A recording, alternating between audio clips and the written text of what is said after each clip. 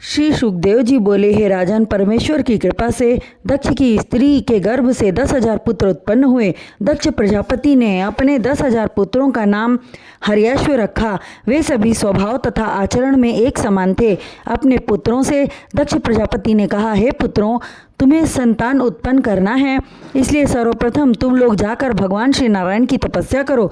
दक्ष महाराज के वचन सुनकर वे नारायण नामक तीर्थ में जाकर भगवान की तपस्या करने लगे। एक समय देवर्षि नारद का वहाँ पर आगमन हुआ। नारद जी उन पर कृपा करके बोले, हे हर्यश्वों, समस्त जगत को उत्पन्न करने वाले आदि पुरुष एक ही हैं। उन्हीं के तेज प्रताप से समस्त चर एवं अचर प्राणियों में जीवन विद्यमान रहता है।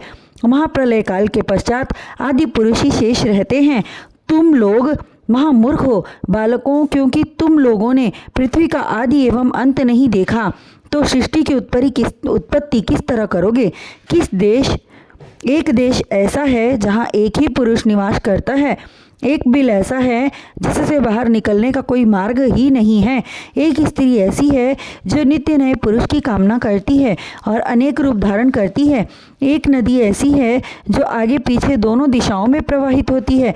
25 मंत्रों से युक्त एक घर बना है, उसे भी तुमने नहीं देखा, और वज्र के समान चक्र को भी नहीं देखा, तथा एक विचित्र कहानी वाला हंस है, तुम लोग उसे भी नहीं जानते। अतः जब तक तुम लोग उसे देखते नहीं, तब तक सृष्टि की रचना नहीं कर सकते।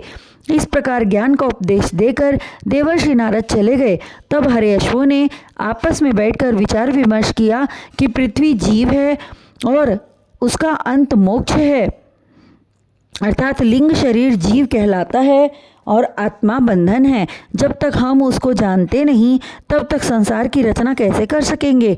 दक्ष के बुद्धिमान पुत्रों ने विचार किया कि मनुष्य पाताल रूपी बिल से वापस नहीं आता। बुद्धि ही व्यभिचारिणी स्त्री है। जीव इसी उल्टा स्त्री के पीछे दिन रात भटकता है।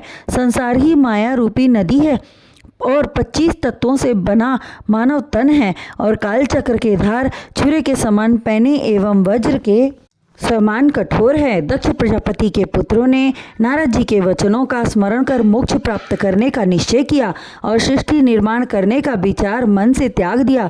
उधर नारद जी की यह करतूत दक्ष प्रजापति को ज्ञात हुई तो वे अत्यंत व्याकुल एवं चिंतित हुए। तब ब्रह्मा जी ने दक्ष प्रजापति को बहुत समझाया। तब दक्ष ने पुनः अपनी स्त्री से 1000 पुत्रों को उत्पन्न किया और उसका सबल रखकर बोले, हे पुत्रों, तुम लोग वन में जाकर परमेश्वर के नाम का ध्यान स्मरण एवं तप करो। वे भी उसी स्थान पर पहुँचे जहाँ उनके भाई पहुँचे थे। नारायण सरोवर पहुँचकर जल पीकर ओम नमो नारायण पुरुषाय महात्मने विशुद्ध सत्व विष्णुयाय महाहंसाय धीमहि नामक महामंत्र का जप करने लगे। नारद जी वहाँ भी आ पहुँचे और ज्ञान का उपदेश देकर सबलाश्व नाम के दक्ष प्रजापति के पुत्रों को संसार से विरक्त कर दिया। यह समाचार ज्ञात होते ही दक्ष जी अत्यंत कुपित हुए। उसी समय वीणा बजाते हुए देवर्षि नारद का उस स्थान पर आगमन हुआ। उन्हें देखकर क्रोध में बैठे दक्ष जी बोले, हे नारद, तूने मेरे 11,000 पुत्रों को बहला फुसला कर कर्तव्यच्युत कर दिया। वे अभी देव पितृ एवं ऋषिगण से मुक्त नहीं हुए। तुम स्वयं को महाज्ञानी एवं सत्यवादी समझते हो, फिर तुमने किस लिए मेरे पुत्रों को ज्ञान का उपदेश देकर गृहस्थ आश्रम से विरक्त किया? तुम मेरी वंश परंपरा का नाश करने पर तुले हो। इस कारण मैं तुम्हें श्राप देता हूँ कि तुम एक स्थान पर 2 घड़ी से ज़्यादा देर तक नहीं ठहर सकते। यदि ठहर भी गए तो तुम्हारे सिर में भयानक पीड़ा उत्पन्न हो जाएगी।